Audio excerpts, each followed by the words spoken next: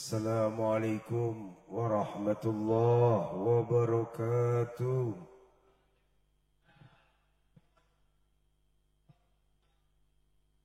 Ashhadu an la ilaha illallah wa ashhadu anna Muhammadar Rasulullah. La ilaha illallah Muhammadur Rasulullah sallallahu alaihi wasallam. Ya Fattah ya Alim ya Rahman ya Rahim. Ya Fattah ya Hadi ya Ghafurur Rahim. Alhamdulillahi Rabbil Alamin. Ya Hayyu ya Qayyum. Ya Hayyu ya Qayyum. Ya Hayyu ya Qayyum. Ya Fattah ya Razzaq. Ya Ghani ya Mughni. Ya Hadi ya Wadud. Allahumma salli wa sallim ala Sayyidina Muhammad. Allahumma salli wa sallim ala Sayyidina Muhammad. Miftahi babi rahmatillah adada ma fi ilmillah. Salatan wa salaman daimain bidawami mulkillah wa alihi wa sahbihi ajma'in.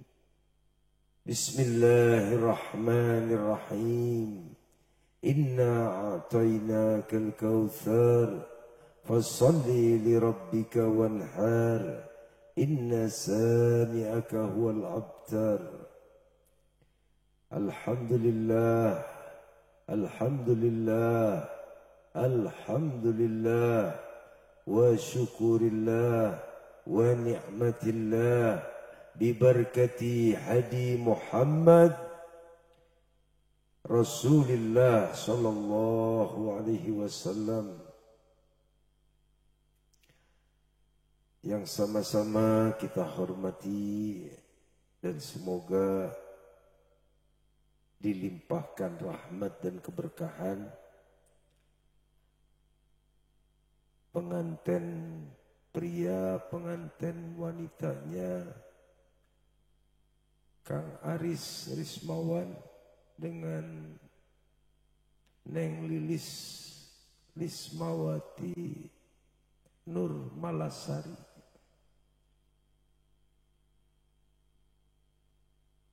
Pengantin perempuan, anak putri dari Bapak Wawan dan Ibu Yeni. Pengantin putranya, anak dari Bapak Wastam dan Ibu Tini. Ya. Mudah-mudahan saya nggak salah nyebutnya. Kita doakan hadirin hadirat, karena kita datang ke sini jelas diundang dengan harapan mohon doa restu. Jadi kita dari rumah sudah niatkan hadir, insya Allah dengan mendoakan kedua mempelai Allah jadikan rumah tangganya rumah tangga yang sakinah mawadah warahmah. Dan kedua orang tuanya dari pengantin pria maupun pengantin perempuan, semoga Allah tambahkan keberkahan, Allah ampuni dosa-dosanya, dan Allah jadikan ahli surga sabab menikahkan putra-putrinya. Begitu juga kepada para kiai, para ustadz, yang saya tidak bisa sebutkan namanya, khusus di sini Ustadz Musonef yang lama saya nggak ketemu, alhamdulillah Allah pertemukan lagi.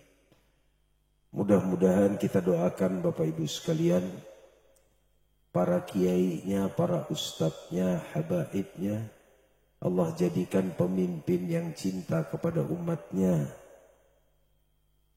Pemimpin yang cinta kepada umatnya dan dicintai oleh umatnya. Amin, Allahumma amin. Hadirin sekalian, wajib kita pertama kali bersyukur kepada Allah Subhanahu wa ta'ala karena sampai dengan malam ini dan insya Allah mudah-mudahan sampai kita meninggal, Allah jadikan kita tetap sebagai orang Islam dan orang yang beriman. Kenapa hadirin? Karena bersyukur yang ini tuh jarang disyukuri dengan kefahaman. Kayak jadi orang Islam itu perkara ringan. Jadi belum tentu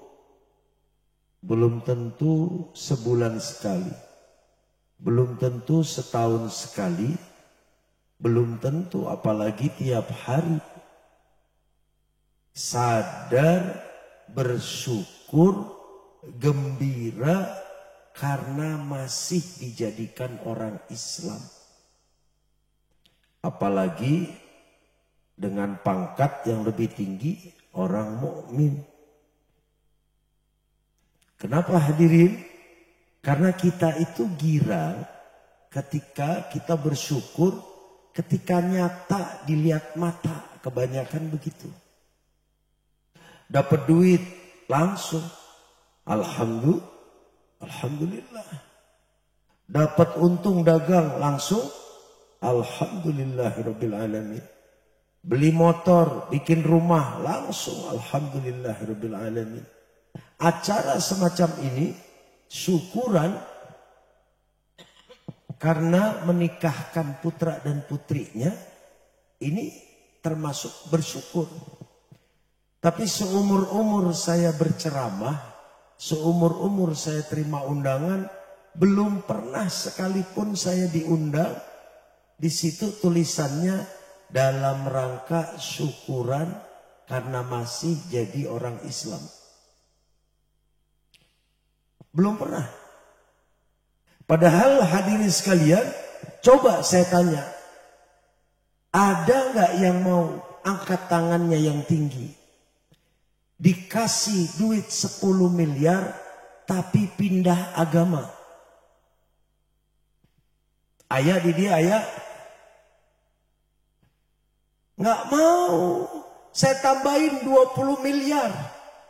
Ada yang mau angkat tangannya, pindah agama? Nggak mau. Tapi syukurannya ku hal-hal sepele.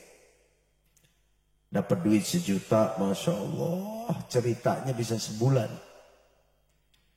Dikasih orang 10 juta, Masya Allah, 2 bulan ceritanya. Diberangkatin umroh, setahun ceritanya. Tiap ketemu orang itu, waduh Bapak, nuhun dipeluk. Pulang dari umroh diceritain, Pak, saya sampai nggak doa yang lain. Saya doain Bapak terus. Karena Bapak yang berangkatin saya umroh.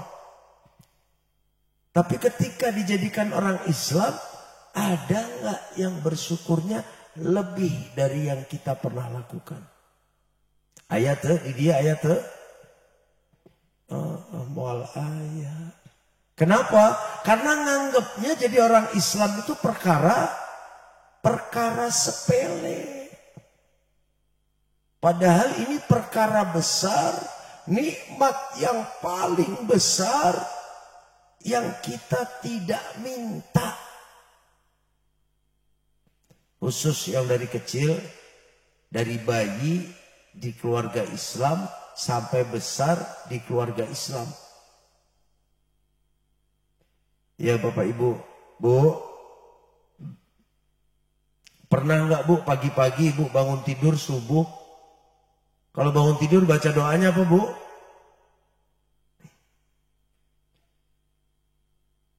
Baca doanya begitu, Beb.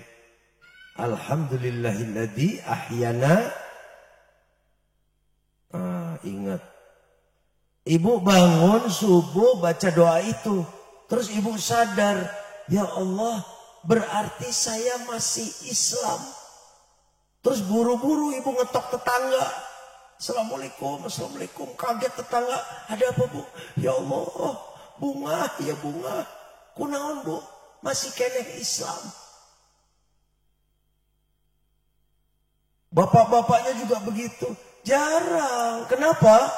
Karena tadi menganggap dijadikan Islam itu nikmat yang biasa. Padahal hadirin, nikmat yang luar biasa, yang tinggi nilainya, itu ketika kita dijadikan orang Islam. Bersyukur yang kedua, yang jarang dilakukan, yang tadi barusan nih dibaca nih. Ini mahalul qiyam, berdiri, marhaba. Eta nyambut saha? Marhaban ya marhaban ya nurul aini, marhaban jaddal Husaini, marhaban marhaban wilujeng sumping. Wahai cahaya mataku, wilujeng sumping. Wahai kakek Sayyidina Hasan, Sayyidina Husain. Sahabat. Sahabat. Baginda Nabi besar Muhammad sallallahu alaihi wasallam. Orang anu nyebat wilujeng sumping. Selamat datang. Arti marhaban itu selamat datang. Saha anu dongkap baginda Nabi besar Muhammad sallallahu alaihi wasallam. Tapi eta nyambut dongkapna Nabi Muhammad SAW menit. Masya Allah. Aya nu ngobrol, aya nu cuek, aya nu miring. Seakan-akan ucapan sama tingkah laku, ucapan sama sikap nggak cocok. Mulutnya bilang selamat datang, ahlan wa sahlan, marhaba. Tapi sikapnya, jadi jangan main-main Pak. Dibaca maulid itu jangan main-main. Sebab apa? Di saat itulah berharap, husnudon, niat, pengen hadirnya baginda Nabi besar Muhammad sallallahu alaihi wasallam. Jadi besok-besok kalau marhaba anu serius. Pan anu diucap jelas, wilujeng sumping. Kebayang nggak kalau umpama bupati yang datang, gubernur yang datang, terus disambut wilujeng sumping Bapak. Aduh, Masya Allah, eta akhlak. Ya Bu. Kalau gubernur yang datang atau presiden lah umpama.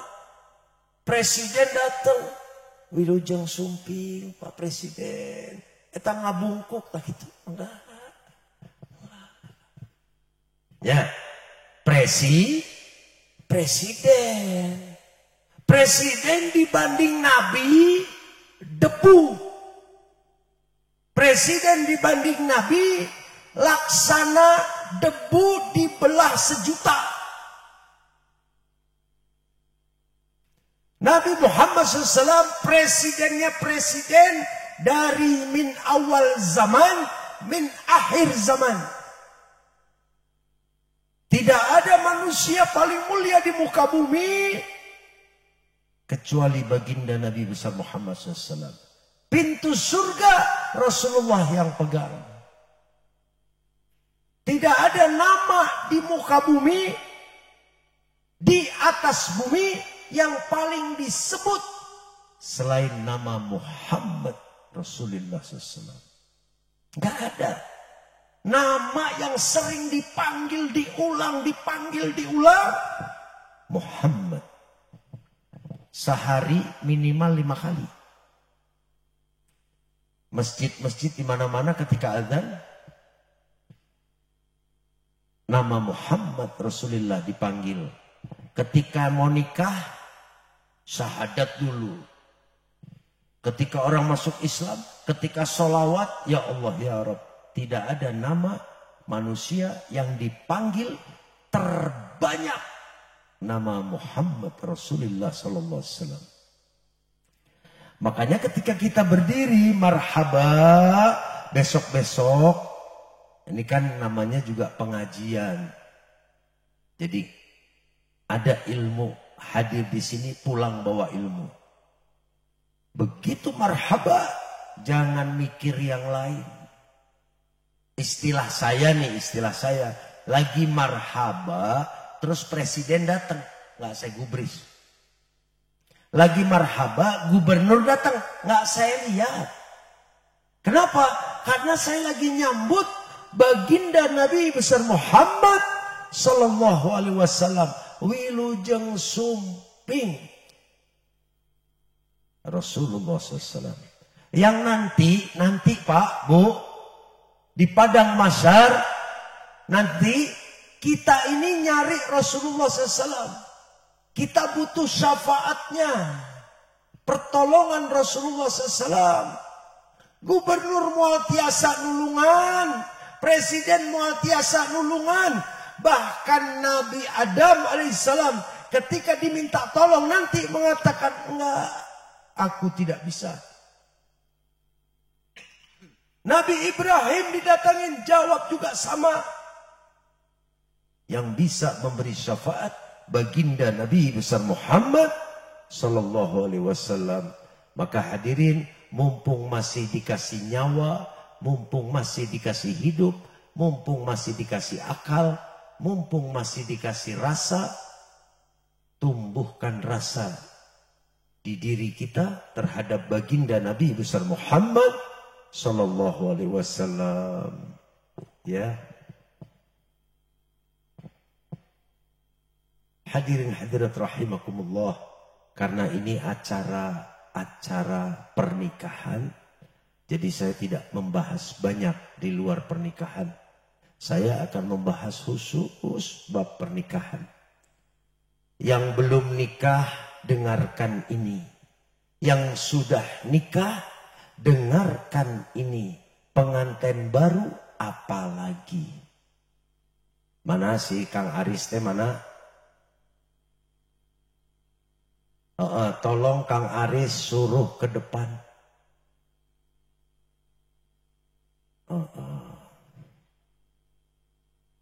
Oh ini pengantinnya, sini pengantin. Masya Allah, pengantin duduk situ. Iya. Masya Allah, ini ganteng kayaknya. Pengantin perempuannya biarin di dalam. Damang. Alhamdulillah. Nah, pengantin duduk di situ. Karena ini khusus malam ini acaranya dia. Hadirin hadirat rahimakumullah. Pernikahan ini asal hukumnya haram. Asal hukum haram. Campurnya dua jenis laki-laki dan perempuan, asal hukumnya haram. Dengan perbuatan manusia, hukum ini bisa berubah. Dengan ijab qabul, saya nikahkan, saya kawinkan putri saya, Fulanah binti Fulan, kepadamu wa bla bla bla bla. Tunai. Ketika dijawab oleh pengantin laki, saya terima nikah dan kawinnya, bla bla bla. Tunai, saksi bilang sah.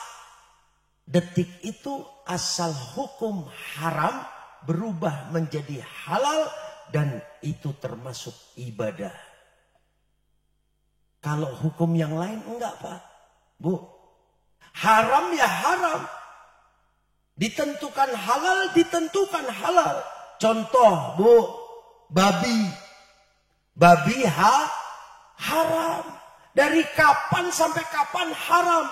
Terkecuali ada situasi darurat yang tidak ada makanan lain selain daging babi dan dimakan hanya sekedar bertahan hidup. Itu ada aturannya. Dibolehkan. Tapi yang namanya campur laki dan perempuan asal hukumnya haram. Akibat perbuatan manusia, ijab qabul manusia, hukumnya berubah jadi halal. Adanya di pernikahan. Ya, Kang Aris. Detik Kang Aris bilang saya terima nikah dan kawinnya Fulanah binti Fulan, Lilis binti Wawan. Dengan mas kawin tersebut dibayar tunai. Saksi bilang sah. Begitu sah, maka argo langsung jalan Aris. Tek, tek, tek, tek, tek. Langsung jalan. Kenapa? Sebelum dikatakan sah, pangkat kedudukannya Aris masih bujangan. Nggak bisa dipanggil suami. Dipaksa kumaha kita bisa. Begitu ijab qabul naik pangkat. Dia seorang suami. Dari siapa? Neng Lilis. Gara-gara ijab qabul. Begitu juga istrinya. Neng Lilis nih sebelum Aris bilang saya terima, dipaksa kumaha, dia belum punya pangkat pamajikan. Begitu ijab qabul berubah. Dia jadi seorang istri. Lilis istrinya Aris. Aris suaminya Lilis. Ini pangkat nggak main-main Aris. Ya. Kenapa? Karena Rasulullah SAW mengatakan, ini salah satunya. Seandainya ada yang boleh disembah selain Allah Ta'ala, niscaya aku akan perintahkan para istri untuk menyembah suaminya. Tinggi nggak Aris? Nggak main-main. Tapi jangan lupa, semakin tinggi kedudukan, maka semakin besar tanggung jawab. Itu sudah hukumnya. Pak RT tanggung jawabnya sekitaran RT. Begitu naik RW, gede tanggung jawabnya. Begitu naik lurah, tambah gede. Begitu naik camat, tambah gede lagi. Bupati, wali kota, tambah terus sampai ujung-ujung presiden bertanggung jawab senegara. Semakin tinggi, semakin besar tanggung jawab. Makanya ketika seorang laki-laki dia nikah, dia katakan dia ijab qabul, kedudukannya berubah. Tinggi. Di hadapan siapa? Di hadapan istri. Nah, saya mau jelasin dulu perihal suami dulu ya. Makanya Aris, kenapa saya suruh minta ke depan? Ini biar jadi pegangan nanti dan seterusnya. Yang lain yang sudah menikah 10 tahun tapi belum dengar, mulai malam ini jalani. Yang masih bujangan belum nikah, simpan di kepala, difahami nanti ketika menikah. Hadirin hadirat rahimakumullah, menikah banyak keutamaannya. Luar biasa keutamaan menikah. Kenapa? Karena di dalam pernikahan banyak perbuatan-perbuatan haram berubah menjadi halal. Banyak kebutuhan dasar manusia adanya di dalam pernikahan. Makanya ibadah suami istri luar biasa. Tadi seorang suami kalau dia keluar mencari nafkah, dari rumah dia niat mencari nafkah lillahi ta'ala untuk memberi nafkah anak istri, di jalan dia mengalami suatu hal kemudian meninggal, maka derajatnya sama seperti orang yang mati syahid. Perempuan, pamajikan, punten istrinya ya. Para istri bu di belakang, dengerin ya bu. Istri ini contoh kecil ibu. Siapa seorang istri mencuci celana suami, maka Allah beri 1000 kebaikan, Allah ambil 1000 keburukan darinya. Satu celana. Sayangnya nih, nggak tahu kalau di sini. Sayangnya di beberapa tempat itu diambil alih oleh Ibu Toshiba, Ibu Samsung, Ibu Hitachi. Pan ayam mesin cucinya. Sama tapi ibu nyuci, apalagi dengan tangan, ikhlas lillahi ta'ala, karena ingin membersihkan celana suami. Satu celana bu, 1000 keburukan diambil Allah Ta'ala, 1000 kebaikan diberikan ke itu istri. Seorang istri yang mencium tangan suami dengan cara yang benar, dengan keikhlasan, rasa sayang, maka dosa di wajahnya gugur. Bu, terakhir iraha bu, nyium tangan suami pakai rasa.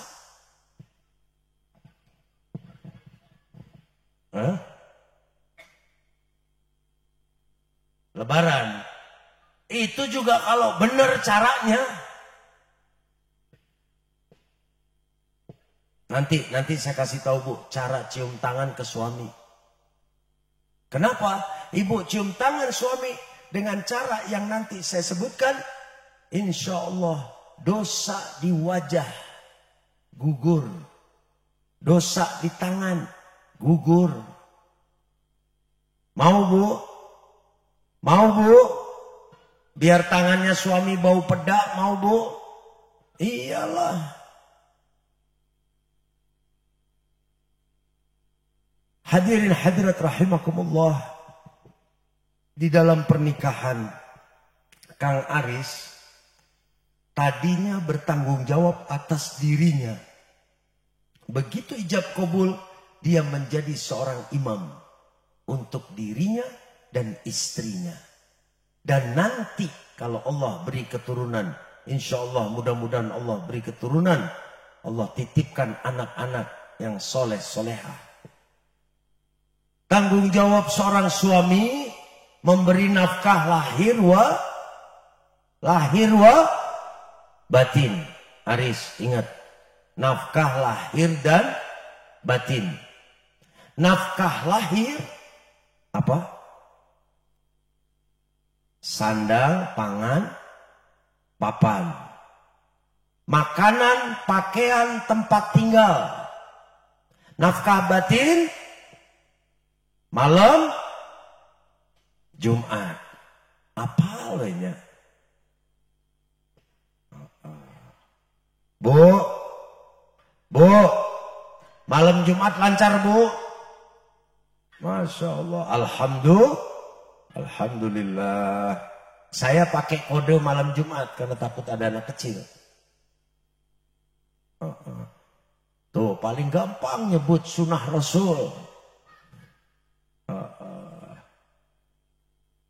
Bu, yang jawab ibu ya, jangan bapak ya.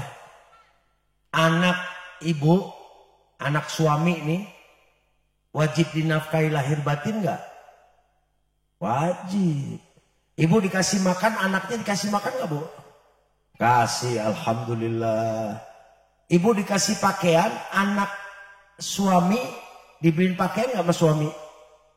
Dikasih, alhamdulillah. Ibu tidur di rumah, anak juga tidur di rumah itu. dikasih juga alhamdulillah. Ibu malam Jumat, anak perempuannya malam apa?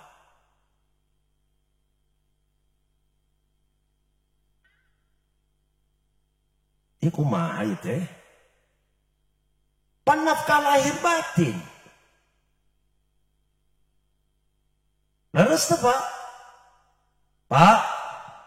Halo? Nah sekarang saya nanya sama bapaknya. Pak, anak istrinya dikasih makan nggak? Kasih, alhamdulillah. Dikasih pakaian? Alhamdulillah. Dikasih tempat tinggal? Alhamdulillah. Istri malam Jumat, anak perempuan malam apa?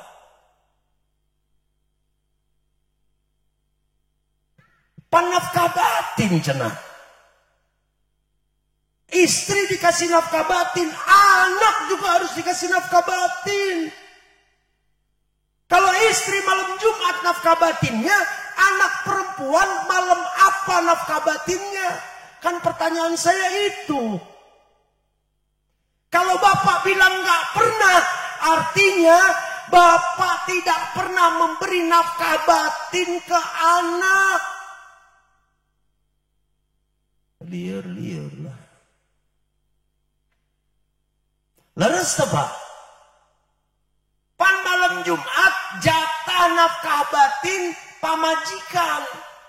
Saya eta. Pertanyaan saya, jatah nafkah batin anak perempuan malam apa? Ya nggak mungkin lah Beb. Masa anak perempuan terus saya jima? Lah berarti anak perempuan nggak pernah dikasih nafkah batin. Ya nggak juga Beb. Nah terus saya jadi puyeng nih Beb. Saya nikah udah 15 tahun, ternyata selama 15 tahun saya tidak memberi nafkah batin ke anak. Leres Pak? Mending keneh ngaku. Itu anak perempuan. Lah terus kalau anak laki, nafkah batin kumaha?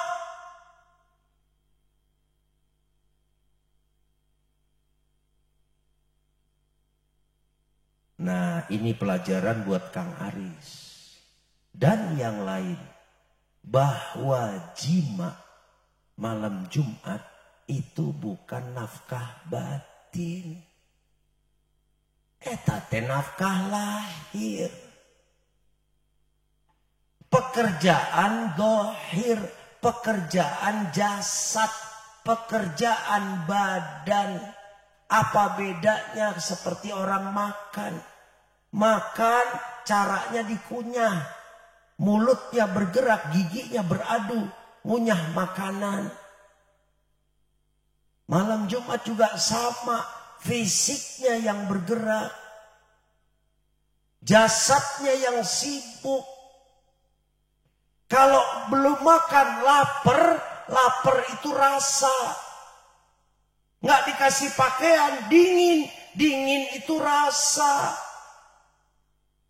Nggak dikasih tempat tinggal, kehujanan, kepanasan, itu rasa.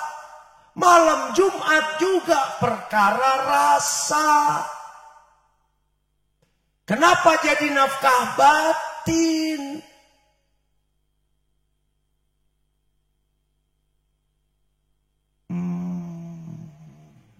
Ya Allah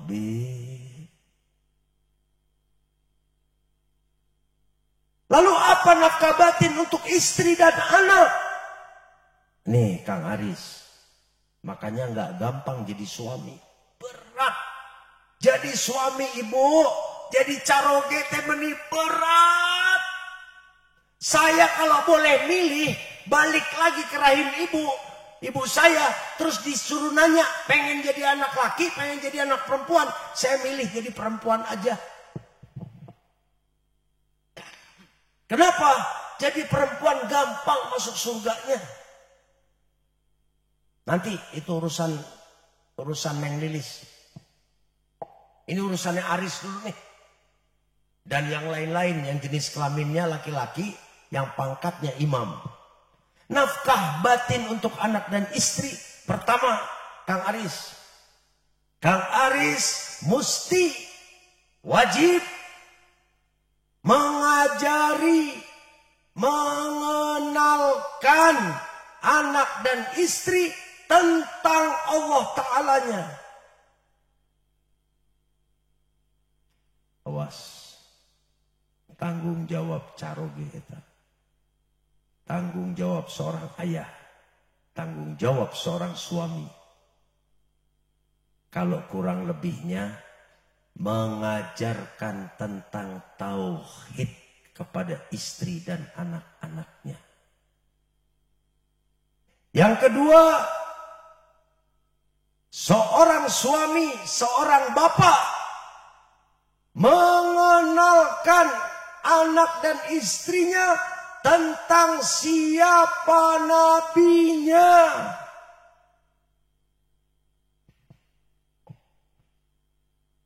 Yang ketiga, seorang suami, seorang bapak mengajari, mengenalkan tentang agamanya kepada istri dan anak-anaknya. Yang terakhir, nafkah batin, mengajarkan, mengenalkan tentang akhlak wa adab kepada istri dan anak-anaknya. Berat nggak, Riz? Berat ya. Tapi Allah kasih kedudukan tinggi. Nggak gampang jadi suami. Memberi nafkah, duit, belanjaan itu perkara kecil. Kenapa perkara kecil? Allah Ta'ala jelas janjinya tidak akan meleset. Allah jamin kebutuhan hambanya. Yang Allah nggak jamin keperluan. Beda kebutuhan sama keperluan. Kita ini sering dibikin pusing sama keperluan. Keperluan tuh diperluin. Makanya jadi pusing. Contoh nih Pak, Bu, contoh. Kebutuhan pakaian normalnya untuk seorang manusia berapa biji? Berapa biji? 2, 1 dipakai, 1 dicuci. Itu kebutuhannya. Menjadi keperluan ketika buka lemari ada 100 pakaian. Yang 98 diperluin. Makanya baginda Nabi besar Muhammad SAW waktu meninggalkan sepotong pakaian. Dan itu sudah dengan tambal-tambalan. Putri beliau Siti Fatimah Zahra 1 pakaian. Bu, ibu berapa pakaiannya, Bu? Jangan dijawab, nggak usah. Simpen aja, Bu, jawabannya. Akibat keperluan, makanya jadi banyak keperluan yang lain. Contoh, kalau ibu pakaiannya cuma 2 sesuai kebutuhan, maka butuh sabunnya juga sedikit. Butuh deterjennya sedikit. Tapi karena keperluannya banyak, jadi butuh banyak. Ya, Bu? Pak, butuh tempat tidur tuh ukuran berapa? Kebutuhan. Selebar badan nambah sedikit kanan kiri. Itu kebutuhan. Tapi karena bikin tempat tidur ukuran king jumbo 2 meter kali. Jadi akhirnya butuh kamar gede apa kecil? Gede. Spraynya butuh yang gede kecil? Gede. Yang lain-lain akhirnya sabunnya. Makanya waktu balik dikubur, balik sesuai kebutuhan. Ayat Pak, kuburan digali 7 meter kali 10 meter. Nggak ada. Balik sesuai kebutuhan. 1 meter kali 2 meter. waktu balik sama sesuai kebutuhan. Kain kafan cukup. Apa waktu dikubur baju yang selemari ikut ditaruh di kuburan?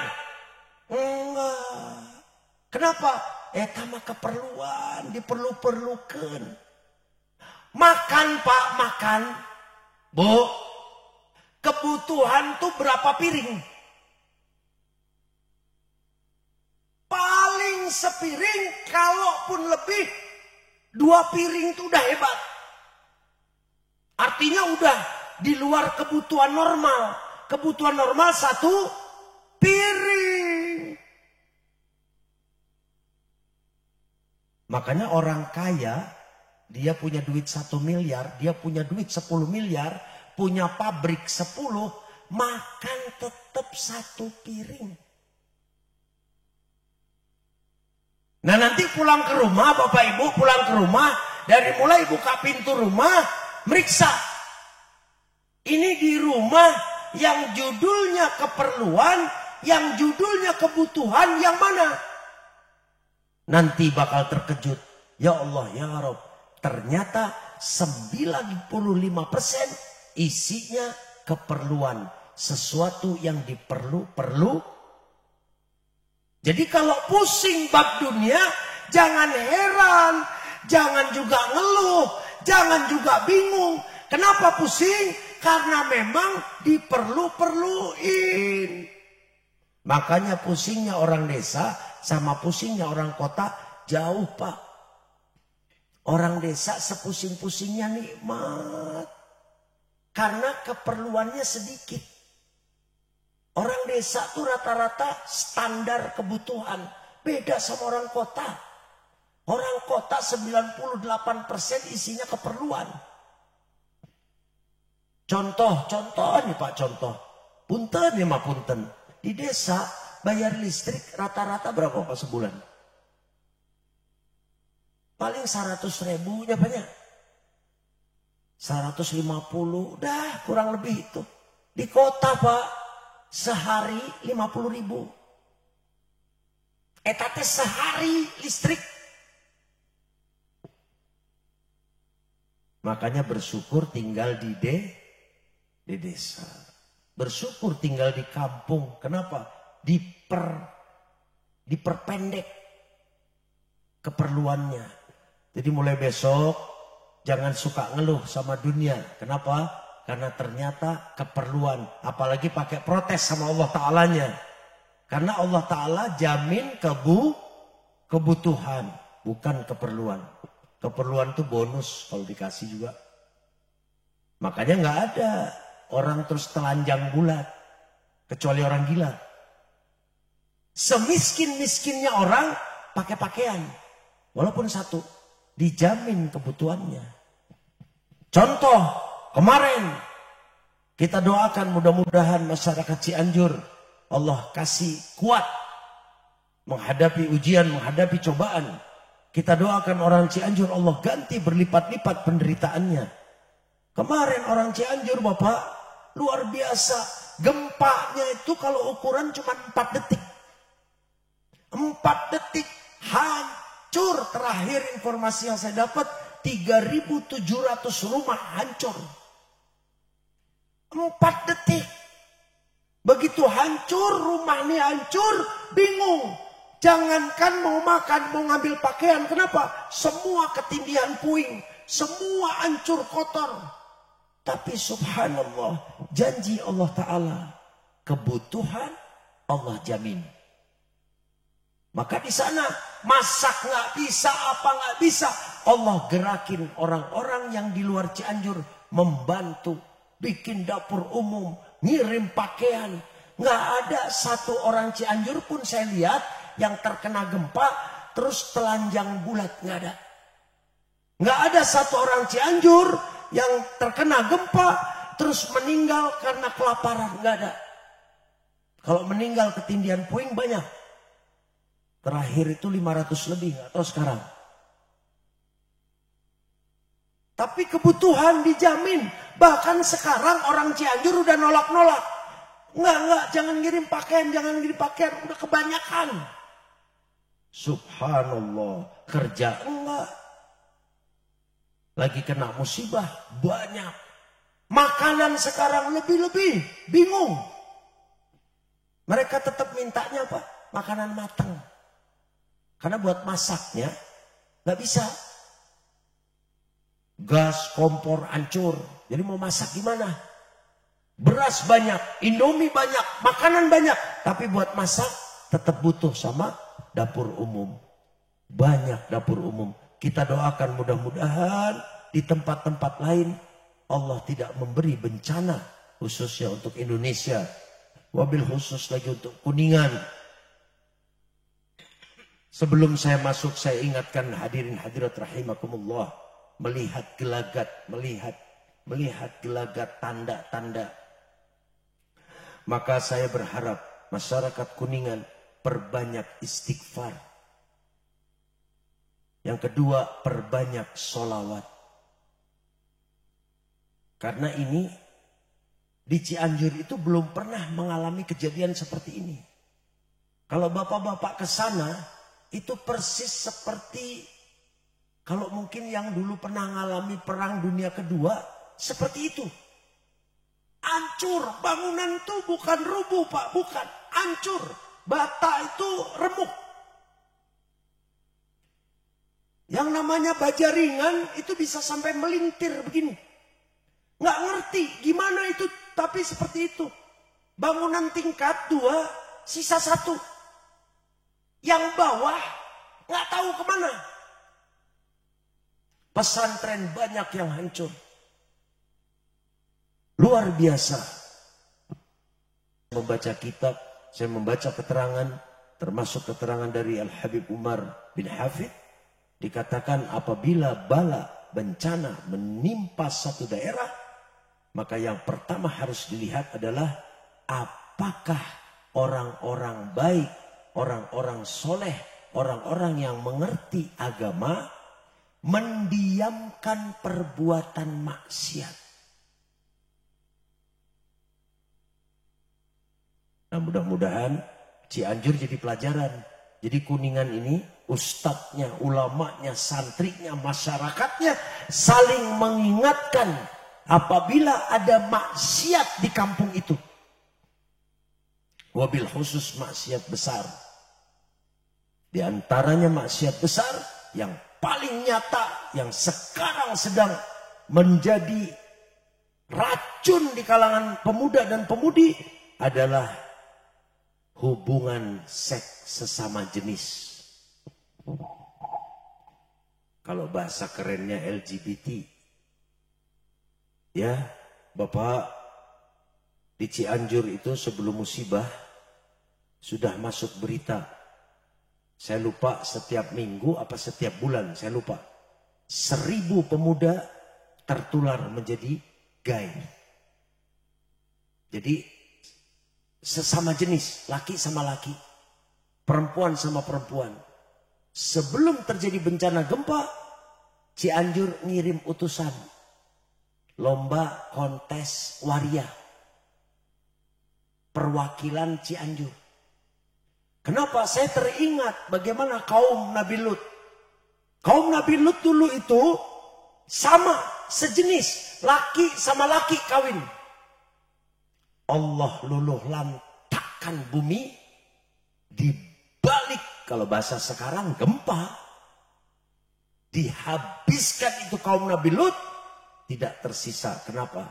Karena perbuatan ini lebih dahsyat, lebih hina dari binatang. Kalau bahasa saya punten ya Pak, punten, segila-gilanya anjing atau seanjing-anjingnya anjing, itu nggak ada anjing laki kawin sama anjing laki. Segila-gilanya anjing. Nah ini ngaku manusia. Laki sama laki. Berarti lebih gila daripada. Jadi pantas. Makanya mudah-mudahan di Kuningan ini semua masyarakatnya, ulamanya, ustadznya saling mengingatkan, menegur, menasehati apabila di kampung masing-masing ada maksiat besar. Di antaranya tadi.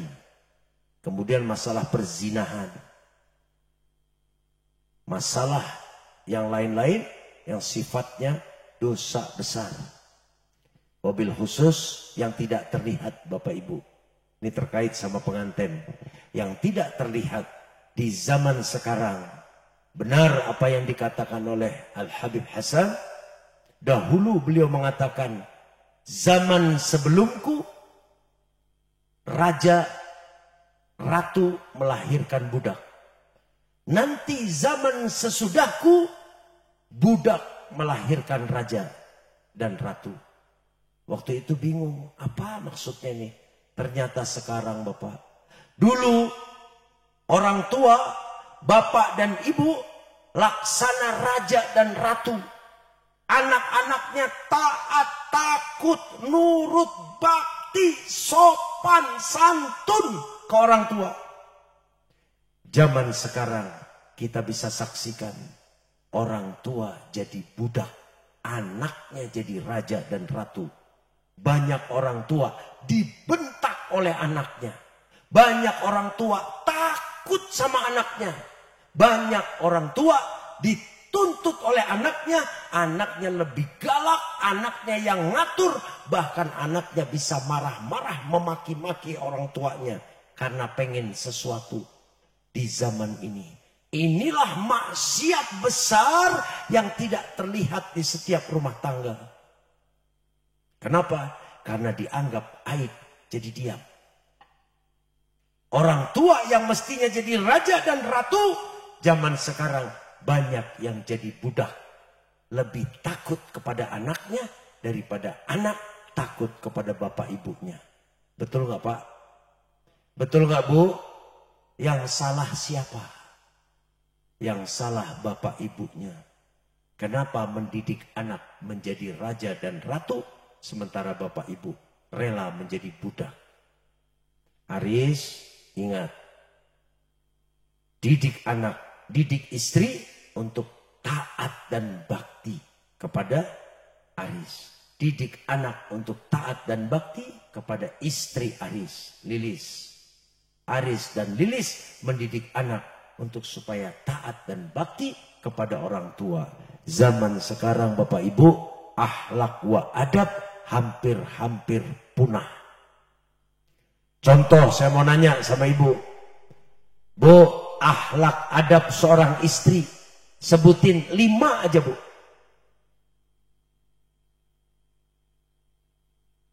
Yang sudah nikah nih, yang sudah nikah. Pak, akhlak adab seorang suami 3 aja.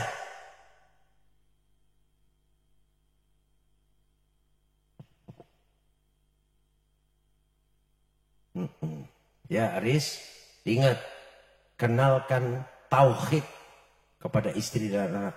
Habib, saya kan nggak belajar Bib. Saya juga nggak ngerti. Itulah manfaat ustadz, manfaat kiai, manfaat pesantren. Bawa anak dan istri. Kalau istri ditaruh di rumah, Arisnya nemuin kiai, ngaji. Punya anak, berikan kepada ustadz.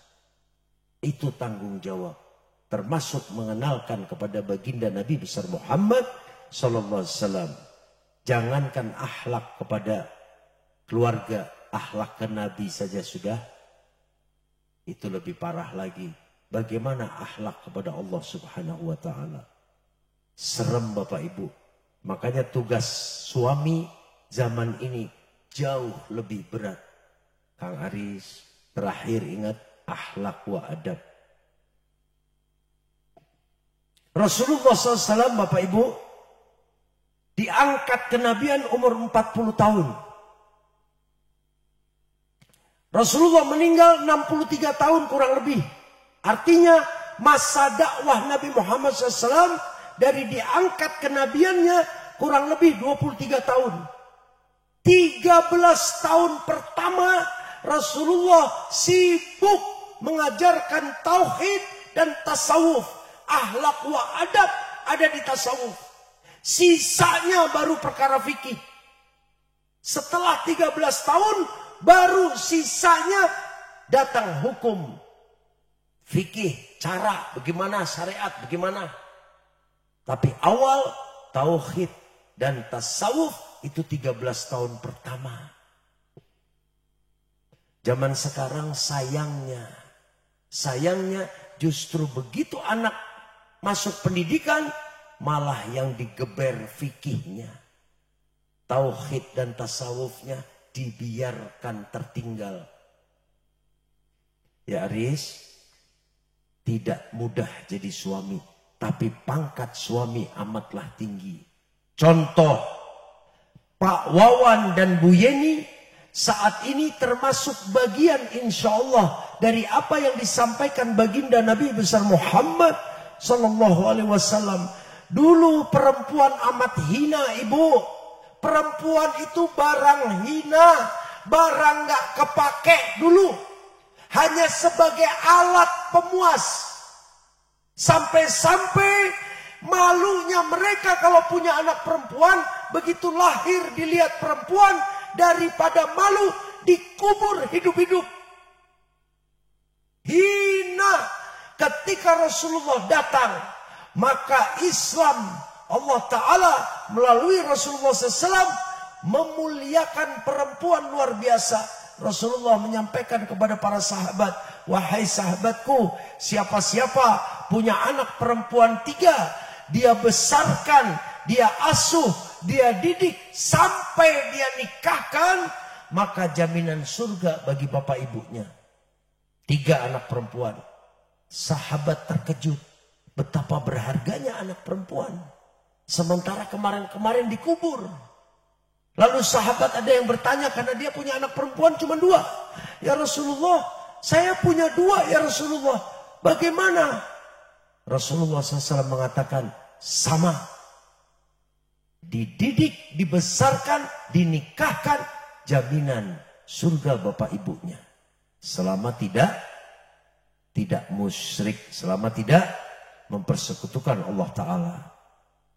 Lalu sahabat yang lain berteriak, ya Rasulullah, saya punya anak perempuan cuma 1. Gimana ya Rasulullah? Rasulullah mengatakan sama. Mudah-mudahan berdasarkan apa yang disampaikan baginda Nabi besar Muhammad Sallallahu Alaihi Wasallam, Pak Wawan dan Bu Yeni yang memang punya anak perempuan 1, karena yang satunya laki, punya anak 2, 1 perempuan 1 laki. Yang perempuan sekarang sudah dididik, dibesarkan, dinikahkan. Mudah-mudahan Pak Wawan dan Bu Yeni punya wasilah, punya sabab menjadi ahli surga karena menikahkan Lilis. Allahumma amin. Itu salah satu pangkat seorang orang tua. Ya Aris, jadi apalagi yang punya anak perempuan 3 sudah dinikahkan. Syaratnya tidak mempersekutukan Allah Ta'ala. Ya, berat jadi laki. Tapi banyak fadilah. Banyak keutamaan. Tinggi pangkat seorang laki-laki yang beristri. Ada seorang wali besar. Waliullah umurnya sudah tua Pak. Sudah hampir 90 tahun. Sakit-sakitan. Istrinya nungguin. Istrinya sehat. Ngerawat. Nungguin. Subhanallah. Istrinya duluan yang meninggal. Begitu istrinya meninggal. Maka si wali ini meminta kepada kerabatnya. Segera nikahkan saya. Segera nikahkan saya. Ditanya kenapa? Sebaik-baik laki-laki adalah yang beristri. Maka Aris sekarang sudah menjalani itu. Begitu juga perempuan. Perempuan sehebat apapun tetap sebaik-baik wanita adalah yang bersuami. Mudah-mudahan kita doakan yang belum punya jodoh, segera Allah dekatkan jodohnya.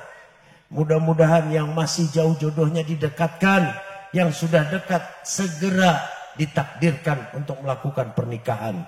Allahumma amin. Baik, ini mudah-mudahan Lilis masih melek. Aris, Lilis masih melek?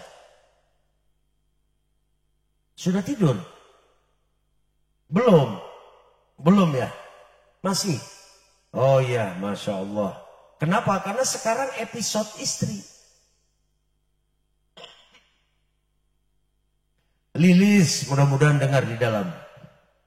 Sejak Aris, sejak bapaknya Lilis, Pak Wawan menikahkan, ijab kabul itu persis kurang lebihnya seperti jual beli. Jual beli itu ada ijab kabul, ada maharnya. Makanya pernikahan tuh mirip jual beli. Apa yang dijual? Yang dijual hak dan kewajiban. Pak Wawan dan Bu Yeni, hak dan kewajiban terhadap Lilis dijual, dibeli oleh Aris. Maka hak dan kewajiban Lilis pindah menjadi tanggung jawab Aris. Mulai hari ini, manusia yang paling harus ditaati, yang pertama kali adalah Kang Aris. Lilis dengar, Kang Aris. Orang tua menjadi nomor 2. Awas, ibunya Lilis, awas, saya ingetin. Jangan sekali-kali orang tua sudah menikahkan anak perempuannya, kemudian ikut campur dalam urusan rumah tangga perempuannya. Banyak terjadi, anak perempuan sudah dinikahkan, sudah ijab kabul, sudah nerima mahar, sudah serah terima, tetapi di dalam pernikahan orang tua si gadis, orang tua pengantin perempuan seringkali ikut campur. Contoh, ibu bapaknya umpama, karena di sini Lilis ibunya Bu Yeni. Bu Yeni perlu sama Lilis. Besok nih apa lusa Lilis ke rumah. Misal beda rumah. Aris sebelum keluar rumah bilang, Lilis selama saya keluar jangan kemana-mana. Ini nanti kalau Lilisnya bilang, Bu saya nggak boleh keluar. Eta budak nggak ingat apa? Ibu susah payah. Dimarahin, tapi ini anak diajari durhaka sama suami. Tanpa sadar. Ada satu cerita di zaman Rasulullah SAW. Cerita ini luar biasa dan memang Masya Allah saya belum menemukan. Di zaman itu ada satu perempuan sekeluarga.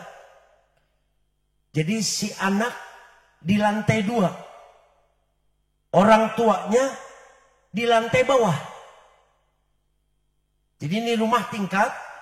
Dia di lantai atas. Anaknya sudah menikah. Orang tuanya di lantai bawah. Suaminya mau berperang bersama Rasulullah SAW. Kemudian suaminya berpesan, wahai istriku, selama aku pergi, jangan engkau keluar rumah. Bahkan engkau melewati pintu ini, jangan. Istrinya menjawab, baik suamiku, insya Allah aku taati. Berangkat nih suaminya Pak, Bu. Sekian hari. Ayah kandung si perempuan ini sakit. Di bawah, di lantai bawah. Kakaknya ngasih tahu nih. Kakaknya ngasih tahu ke adiknya di atas. Dek, bapak sakit kayaknya rada repot. Coba ditengok. Kata adiknya, maaf kak, saya nggak bisa. Kakaknya merengut. Ini udah gila nih kayaknya nih. Bapak sakit, disuruh nengok nggak, bilang nggak bisa, ditinggal Pak. Berapa hari bapaknya ini sudah dalam keadaan sakaratul maut. Kakaknya ini kesian sama adiknya, takut durhaka, dia naik ke atas. Dek, nih bapak udah sakaratul maut, napasnya udah pendek-pendek. Sebelum meninggal temui, minta maaf. Adiknya bilang, maaf kak. Dengan menangis, saya tidak bisa. Marah nih kakaknya. Emang dasar, saya gak mau ngakuin punya adik kayak begini. Kurang ajar, orang tua sudah sakaratul maut, gak mau nemuin. Ditinggal pak. Tidak lama bapaknya meninggal. Bapak si anak ini meninggal. Suaminya belum balik. Kakaknya masih kesian. Ya Allah, ini adik gak nurut sih. Ini sekarang bapak meninggal. Tapi sebelum dikubur, sebelum dimandikan, biarlah adik saya mencium jasad bapak. Naik lagi nih kakaknya. Dek, bener gak kata kakak? Sekarang bapak sudah meninggal. Belum dimandikan, belum dikuburkan. Kau masih punya kesempatan. Cium jasadnya, minta maaf. Adiknya sambil berlinang air mata. Dia nangis, dia jawab, maafkan saya kak. Saya tidak bisa. Marah, benar-benar marah kakaknya. Akhirnya bapaknya dikubur. Tidak mau bicara kakaknya. Ini adik sudah durhaka dengan orang tua di pikiran kakaknya. Sampailah rombongan Rasulullah SAW kembali. Rasulullah SAW kalau datang dari pergi biasanya ke masjid dulu. Nanya ada peristiwa apa, ada kejadian apa. Sekampung udah heboh nih pak. Di kampung sini ada anak durhaka. Di kampung sini ada anak durhaka. Sampai bapaknya mati gak mau kenemuin. Anak durhaka di kampung ini. Begitu Rasulullah datang diadukan. Ya Rasulullah, di kampung kami ada anak durhaka. Gimana ceritanya kata Nabi? Diceritain. Dia gak mau keluar. Sampai bapaknya mati. Sampai bapaknya dikubur. Tetap gak mau keluar. Ini anak durhaka ya Rasulullah. Rasulullah bertanya, adakah dia punya suami? Iya ya Rasulullah, dia punya suami. Mana suaminya? Ngangkat tangan suaminya nih. Ikut rombongan Nabi. Saya ya Rasulullah suaminya. Apakah engkau berpesan sesuatu kepada istrimu sebelum pergi? Benar ya Rasulullah. Aku menyesal ya Rasulullah. Kalau tahu kejadiannya begini, aku tidak berpesan seperti itu. Apa yang kau katakan kepada istrimu? Kata Rasulullah SAW. Aku berpesan kepada istriku, selama aku pergi, jangan engkau keluar rumah, bahkan selangkah dari pintu pun jangan. Apa jawaban Rasulullah SAW kepada semua sahabatnya? Maukah kalian aku tunjukkan istri penghuni surga? Sahabat menjawab, hanya Allah Ta'ala dan Rasulnya yang tahu. Perempuan, istri yang tidak keluar rumah, bahkan tidak mau keluar dari pintu rumahnya, walaupun bapaknya meninggal sampai dikubur, dia tidak keluar karena taat dengan perintah suaminya. Dialah wanita penghuni surga. Terkejut ibu semua yang di situ. Sekampung bilang anak durhaka, sekampung bilang anak nggak tahu diri. Tapi Rasulullah mengatakan karena dia taat kepada suaminya, dia menjadi penghuni surga. Dan bapaknya yang meninggal terangkat sabab anaknya. Lilis. Oh, ini Lilis. Masya Allah. Ya, jadi mulai sekarang siapa imamnya Lilis? Aris. Kalau antara semua sedunia minta Lilis B, Aris A. Dua-duanya tidak melanggar aturan Allah Ta'ala. Siapa yang Lilis turuti? Aris. Pokoknya kalau bahasa Jawa, pejah gesang derek sampean. Mati hidup saya ikut Aris. Ya, pegang. Lalu apa tugas perempuan? Tugas istri yang paling utama. Bukan kewajiban, tugas. Ada yang bisa jawab ibu-ibu, saya kasih hadiah 500.000. Sambil saya minum, tolong bukan. Tugas istri, tugas pamajikan nu pang palingna. Bukan kewajiban, bukan.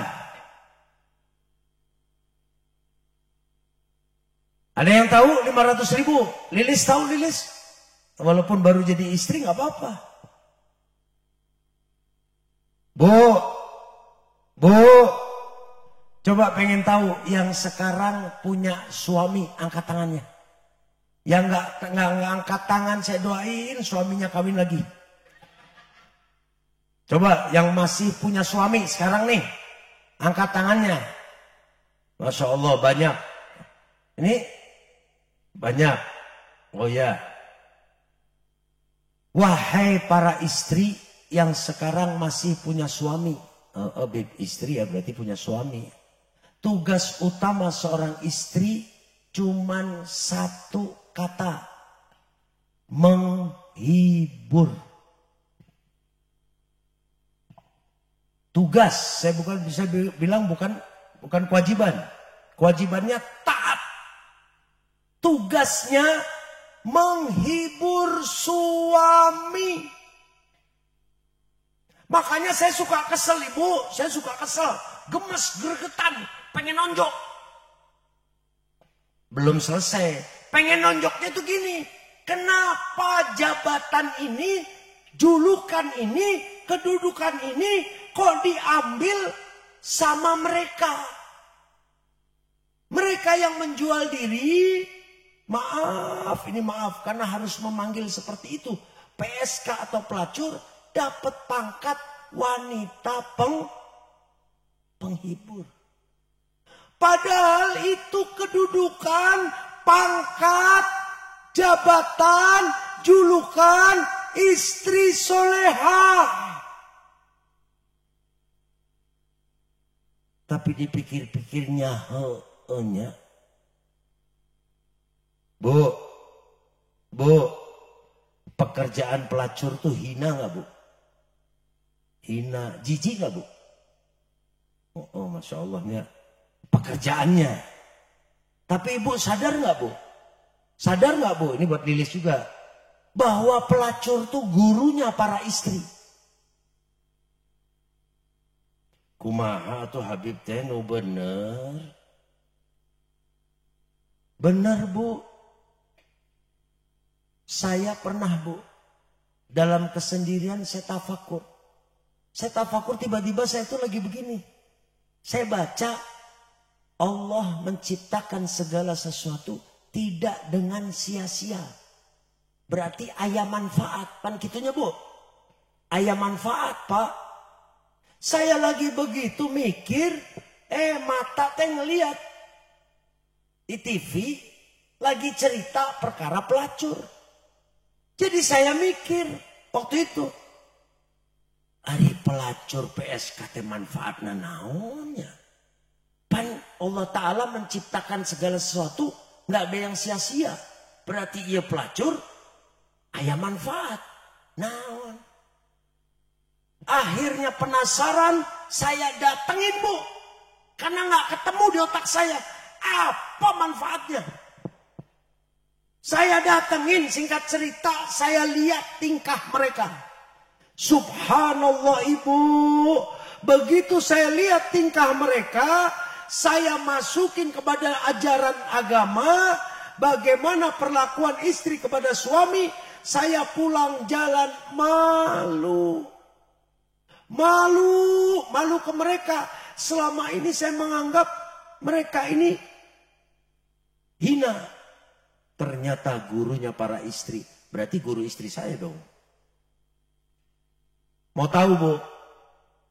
Pengen tahu bu? Lilis juga. Saya perhatikan ibu pelacur. Dandan cantik secantik-cantiknya. Dia pakai parfum sewangi-wanginya. Dia menunggu tamunya datang. Di situ saya mulai berpikir. Ini tamu kalau ibarat suami. Begitu tamunya datang yang saya lihat, maaf ini maaf. Saya nggak gambarin secara kata-kata. Cuma beginilah tamu nih umpama wajahnya nih rata sama tembok. Rata kayak tembok. Itu pelacur ibu dengan senyum. Saya kaget di situ pertama bu. Senyum dia sambut sambil ngucap. Ganteng kemana aja. Saya sender bu. Ya Rob. Ganteng. Diulang lagi. Kemana aja saya kangen. Dalam hati saya, ngerayu nih. Yang diincar kan duit. Dalam hati bu. Saya perhatiin terus. Tamunya datang disambut dipeluk bu. Padahal tamunya secara fisik saya lihat. Secara fisik dohir. Mata saya. Ini paling enggak seminggu enggak mandi nih. Dipeluk. Sementara pelacur rapi, cantik, wangi. Dipeluk, diantar ke tempat duduk. Saya perhatiin. Duduk, langsung ngomong. Capek, mau dipijit apa gimana? Si lakinya ini udah mulai on nih. Kata lakinya, nanti. Udah. Si laki ini daham. Mungkin ada yang gatal apa gimana. Jadi dahamnya bukan batuk. Cuman gitu. Ini bu, percaya nggak percaya bu. Pelacur ini hampir setengah lari bu. Sak. Balik lagi. Udah bawa gelas sama airnya. Ganteng, minum, batuk ya.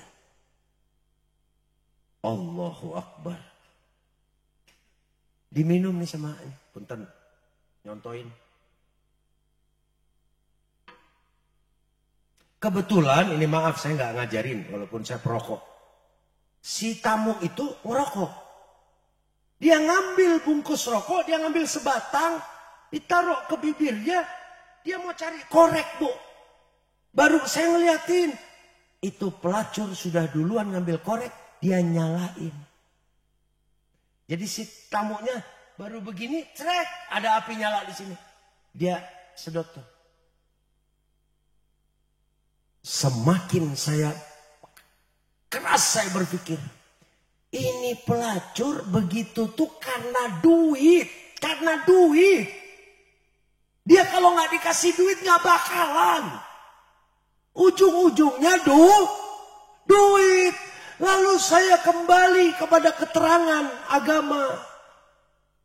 Bahwa sesungguhnya istri solehah yang menghibur suaminya, melayani, taat kepada suaminya, maka Allah persilahkan masuk surga dari pintu yang mana, silakan pilih. Lalu saya berpikir, ibu, itu pelacur paling gede dapat 5 juta. Mulutnya nggak pernah maki-maki, bahasanya nggak pernah bahasa kurang ajar. Lemah lembut ke tamunya. Senyum terus. Dipeluk. Dipijit. Terus cari perhatian ini pelacur. Sementara pelacur yang lain nunggu. Salah aja berbuat. Pindah nih ke gua. Jadi si pelacur ini bagaimana caranya tamunya tidak berpindah. Kenapa? Dia betul-betul servis dengan akhlak adab. Lembut suaranya, manggilnya dari datang sampai saya masih di situ, nggak berubah pak. Manggilnya ganteng, ganteng haus, ganteng mau dipijit. Nah, makanya disebut wanita penghibur. Lalu saya berpikir, ini julukan pangkat istri yang soleha. Bu, terakhir bilang gantengnya suamiku. Nggak usah dijawab Bu, era di situ. Terakhir ibu peluk suami dengan rasa sayang karena sadar ini imam saya. Saya melayani dia, menghibur dia. Saya dijamin surga dan boleh masuk kemana pintu yang saya mau. Sedangkan pelacur hanya berharap 5 juta rupiah. Dia siap, dia korbankan dirinya. Dia dandan cantik, wangi. Dia hibur tamunya 24 jam. Bu, mulai sekarang Bu, malu sama Lis, hilang. Hah? Udah dandan, bisa dandan lagi. Lis jangan dandan, jangan banyak-banyak. Pelacur itu dandan buat siapa? Buat tamunya, buat yang bayar. Coba kalau nggak dibayar, ngamuk, merengut. Bisa-bisa tuh tamu dicabok. Ya, Lis, mulai malam ini dan seterusnya, dandan paling cantik ketika bertemu Aris. Orang lain sisa. Ya, Beb, saya kondangan terus nggak boleh saya dandan? Boleh, tapi lebih cantik di rumah, lebih manis di rumah, lebih apapun di rumah dibanding ketika kondangan, dibanding ketika keluar dari rumah. Siap? Jangan kalah sama pelacur, sanes pelakor. Ya, Lis. Ambil ilmunya pelacur. Pelacur berharap 5 juta. Tapi Lilis dijanjikan surga dan boleh pilih mau lewat pintu yang mana. 5 juta dibanding surga, debu dibagi 1 miliar. Masih gedean surga. Ya Lis, enak ya Beb jadi suami. Kan tadi saya udah bilang. Jadi suami berat. Nanti punya anak. Istri maksiat, suami dihisap. Anak maksiat, bapaknya dihisap. Ibunya enggak. Berat Riz. Tapi kedudukannya tinggi. Kenapa? Jelas di Al-Quran. Bismillahirrahmanirrahim. Ar-rijalu qawwamuna 'ala nisa. Memang Allah lebihkan laki-laki dibandingkan perempuan. Ya, perempuan memang makhluk halus. Ya memang lemah lembut tuh ada di perempuan. Makanya saya suka heran Bapak Ibu. Sebelum saya tutup nih. Laki-laki itu diberi akal 9. Perasaannya 1. Perempuan perasaannya 9. Akalnya 1. Maka seringkali perempuan bergerak berdasarkan perasaan. Kalau laki bergerak berdasarkan otaknya, pemikirannya. Ini zaman sekarang kan enggak. Laki disuruh romantis. Yang romantis itu makanya tadi pelacur tuh benar. Dia yang manggil ganteng. Ya, Lilis, jangan ajarin Aris untuk romantis. Karena dia perasaannya 1. Akalnya 9. Lilis perasaannya 9. Lilislah yang romantis ke Aris. Aris itu fungsinya melindungi, menjaga, memberi nafkah, gagah. Bukan disuruh. Beb. Ya, ilmu ini beruntung loh Aris sama Lilis. Baru nikah, tahu ilmunya ini. Banyak ini yang sekarang nyesel, udah 15 tahun nikah. 20 tahun nikah. Pokoknya boga pamajikan temen gitu. Yang perempuan, caroge temen. Banyak Lis. Ya Aris, jangan tergiur dengan urusan dunia. Terakhir saya berpesan, nanti kalau punya anak, jangan didik anak dengan uang. Jangan didik anak dengan harta. Didik anak dengan tadi akhlak wa adab. Kenalkan agama, kenalkan nabinya, kenalkan Allah Ta'alanya. Ya. Kenapa? Saya salah satu yang mengatakan, Bapak Ibu sekalian, saya ini alhamdulillah pendidikan non formal ya. Saya ini sarjana ekonomi, accounting, jurusan accounting, pendidikan non formal, SD, SMP, SMA sampai sarjana. Itu non formal buat saya. Kenapa? Karena tidak dipakai seterusnya. Pendidikan formal yaitu pesantren, madrasah, pesantren, di mana bumi berpijak, pesantren saya. Itu pendidikan formal. Contoh, mati nggak ditanya teori ekonomi. Di kuburan nggak ditanya, Mustafa, teori ekonomi menurut ini bagaimana? Enggak. Yang sarjana hukum nggak bakal ditanya. Teori hukum, KUHP pasal sekian gimana? Enggak. Yang insinyur nggak ditanya bagaimana teknik membangun 10 bangunan, 10 tingkat, 15 tingkat. Nggak ditanya. Yang dokter nggak ditanya bagaimana membunuh virus dan sebagainya. Nggak ditanya. Yang ditanya man rabbuka, man nabiyuka, dan seterusnya. Itu adanya di pesantren, di madrasah, di pendidikan agama. Itu pendidikan formal. Tapi yang dikejar pendidikan,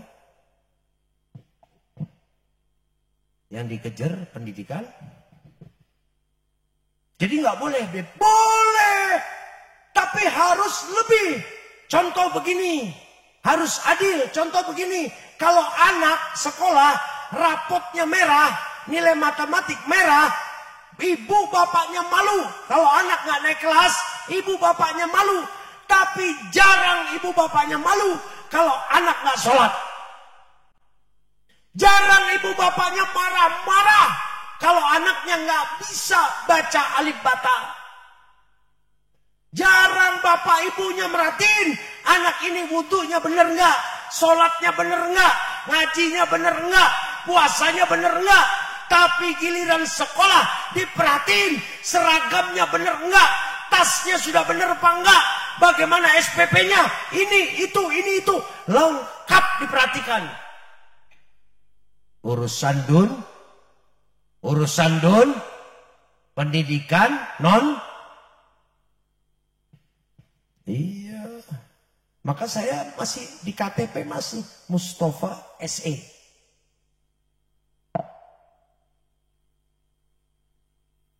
Tapi mikir-mikir, ada di kuburan teman robuka, sanes teori ekonomi. Baik hadirin, ya Lilis sudah jelas. Jadi nggak panjang Lis. Taat, hibur suami. Bagaimana menghibur suami? Belajarlah sama pelacur. Bagaimana prakteknya yang paling mudah ketika suami sedih? Kuatkan dirinya, hibur. Lilis yang ceria. Ketika suami pusing mikirin ekonomi, Lilis yang kuatkan. Bahwa udah jangan mikirin Lilis. Nggak apa-apa, Lilis nggak ada juga nggak apa-apa. Begitu. Jadi menghibur suami itu dengan kemampuannya Lilis. Ya Lis. Jangan malah kebalikan. Ada istri-istri yang daerah Cihideng Garing.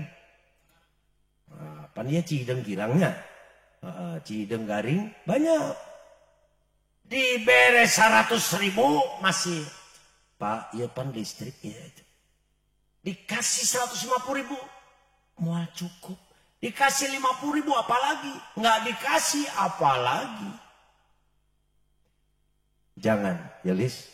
Karena sesungguhnya yang ngasih rezeki Lilis bukan Aris. Bukan. Jangan jadikan Aris Tuhan. Jangan jadikan Aris Allah Ta'ala. Karena Aris dapat itu pemberiannya Allah Ta'ala. Jadi Aris dapat 50.000 itu yang ngasih Allah Ta'ala. Gimana mau protes? Kalau protes sama Aris, berarti sama saja protes sama Allah Ta'ala. Jangan paksa suami jadi Tuhan. Baik ya, Lilis paham? Pahalanya Lilis, ya Allah gak kehitung. Nanti nih insya Allah Allah kasih anak. Seorang ibu nyusuin anak, nyusuin bu. Ikhlas ridho nyusuin. 1 tetes air susu ibu yang diminum anaknya, ibu ikhlas lillahi ta'ala, maka pahalanya sama seperti jihad. Nah kira-kira ibu-ibu kalau nyusuin itu berapa ribu tetes coba. Makanya saya bilang perempuan masuk surga gampang. Hanya sering tergelincir ke neraka karena mulutnya. Terakhir saya berpesan kepada Lilis, jangan sekali-kali sakiti hati suami dengan lisannya Lilis. Jangan sekali-kali. Kenapa? Perempuan seorang istri yang meninggal, suaminya sakit hati karena lisannya dan tidak memaafkan, jangankan masuk surga Lis. Nyium bau surga nggak dikasih. Ya, makanya bersyukur masih pengantin baru dapat info. Ya, jadi jangan nonton infotainment silet apa tuh segala macam ya. Insya Allah Bapak Ibu sekalian, hadirin sekalian, ini yang bisa saya sampaikan. Mudah-mudahan apa yang saya sampaikan berguna bagi diri saya sendiri, bagi keluarga saya juga, dan bagi semua hadirin hadirat yang hadir di sini. Mudah-mudahan niat baik dari kedua orang tua pengantin laki dan perempuan mengadakan acara syukuran semacam ini, Allah tambah-tambah keberkahannya, Allah angkat kesulitannya, Allah mudahkan semua urusannya, dan mudah-mudahan ini Kuningan Allah jadikan tempat yang aman, Indonesia aman, Indonesia makmur, jauh dari bencana ya Allah ya Rabb. Saya bermohon mudah-mudahan kita bareng-bareng kita istighfar 3 kali, kemudian kita sholawat 3 kali dengan niat ya Allah ya Rabb, jauhkan bala bencana dari Kuningan ini. Astaghfirullahaladzim. Astaghfirullahaladzim. Astaghfirullahaladzim. Allahumma salli ala Sayyidina Muhammad وعلى آل سيدنا محمد. اللهم صل على سيدنا محمد وعلى آل سيدنا محمد. اللهم صل على سيدنا محمد وعلى آل سيدنا محمد. Diberkati Haji Muhammad Rasulullah SAW. Terakhir saya sampaikan malam ini sebetulnya saya harus menghadiri haul Syarifah Mufidah binti Ahmad Al-Habsyi. Tapi karena bentrok dan acara di sini memang yang lebih dahulu, maka saya memang hadir di sini. Mudah-mudahan kita sampaikan Fatihahnya dari sini. Al-Hadiniyah Fatihah. Syarifah Mufidah binti Ahmad Al-Habsyi. Allahumma ma'afillah.